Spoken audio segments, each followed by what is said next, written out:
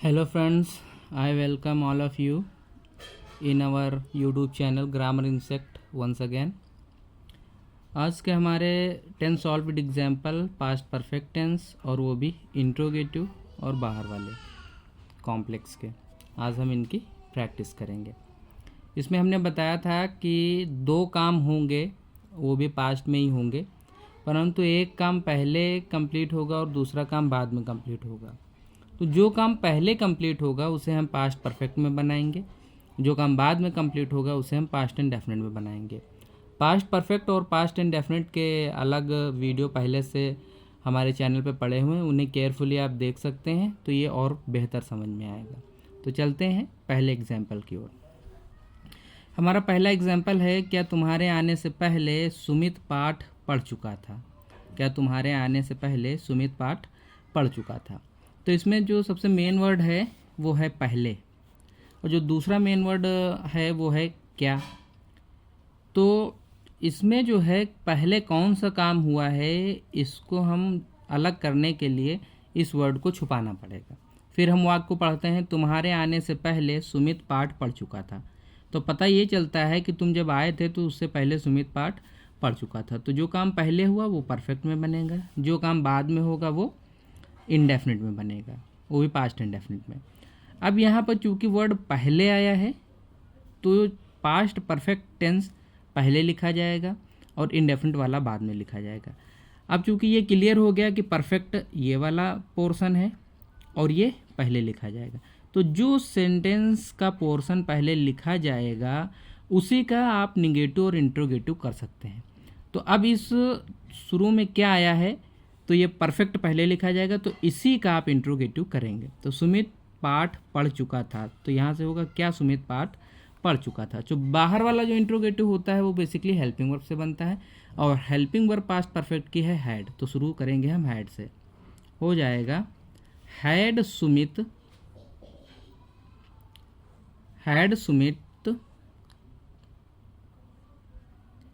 Red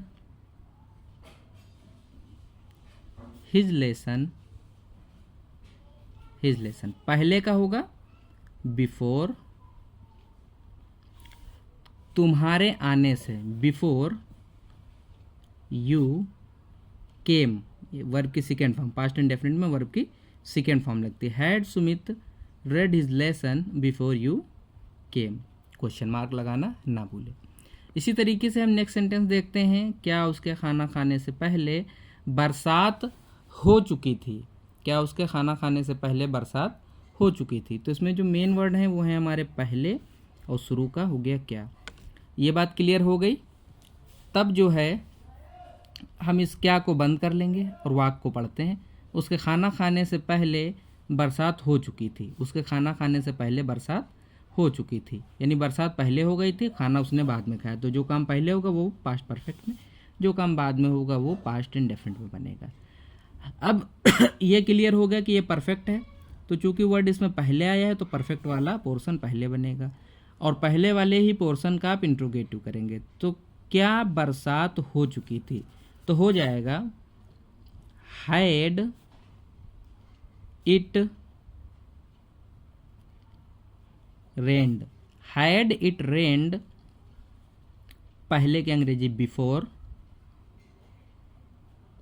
before, उसके खाना खाने से बिफोर ही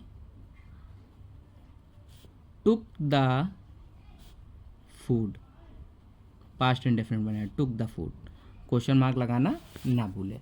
इसी तरीके से चलते हैं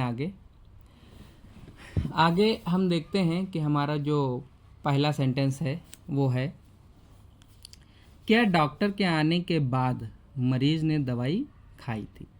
इसमें जो मेन वर्ड है वो है हमारा बाद, और शुरू का हो गया क्या।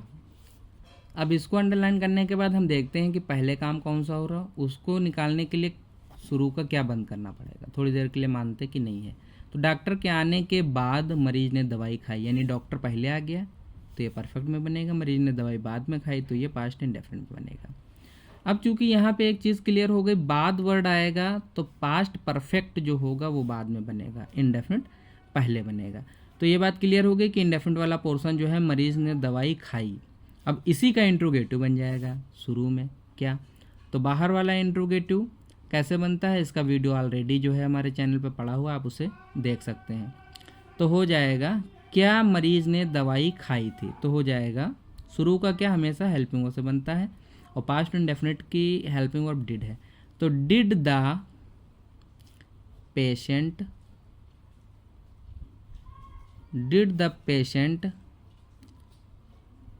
टेक द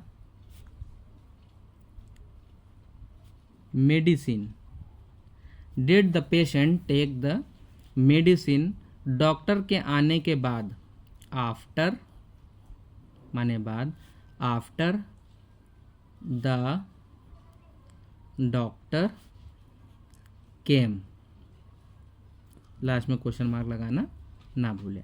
इसी तरीके से हमारा नेक्स्ट सेंटेंस है, क्या वह तुम्हारे जाने के बाद कपड़े धो चुका था, क्या वह तुम्हारे जाने के बाद कपड़े धो चुका था।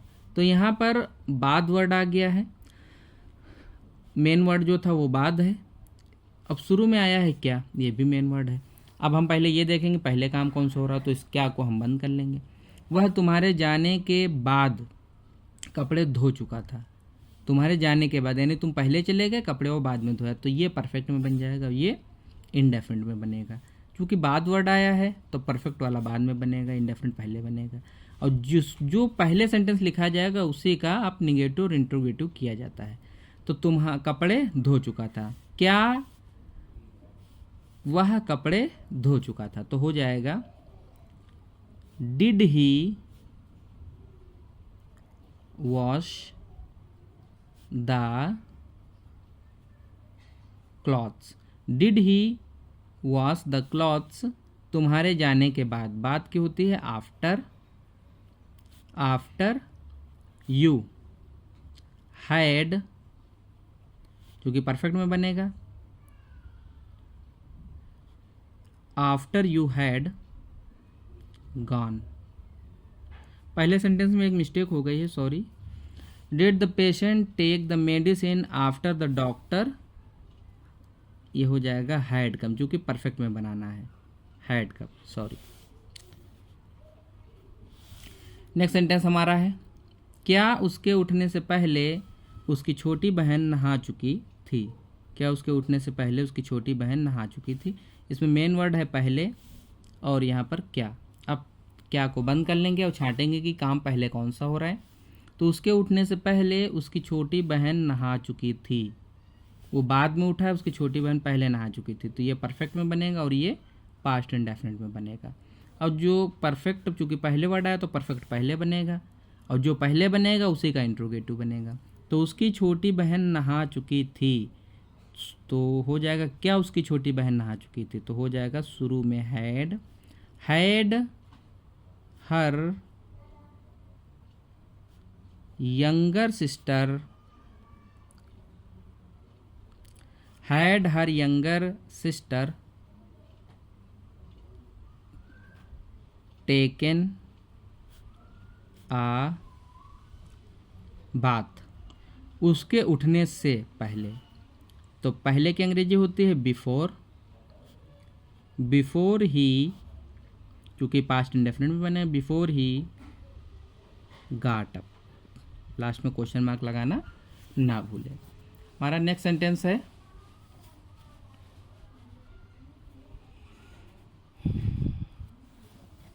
क्या उसके जाने के बाद लोगों ने उसे गाली नहीं दी। कभी कभी इस सेंटेंस में शुरू में क्या और अंदर निगेटिव भी आ जाता है, यानी बाहर वाला इंट्रोगेटिव का निगेटिव। तो इसमें जो मेन वर्ड है पहले हम उन्हें अंडरलाइन कर लेंगे। तो मेन वर्ड है बाद, इसे हमने अंडरलाइन कर लिया। शुरू में आया है क्या, इसे भी अंडरलाइन कर लिया। फिर आया है नहीं, इसे भी अंडरलाइन कर लिया। अब ये क्लियर हो गया।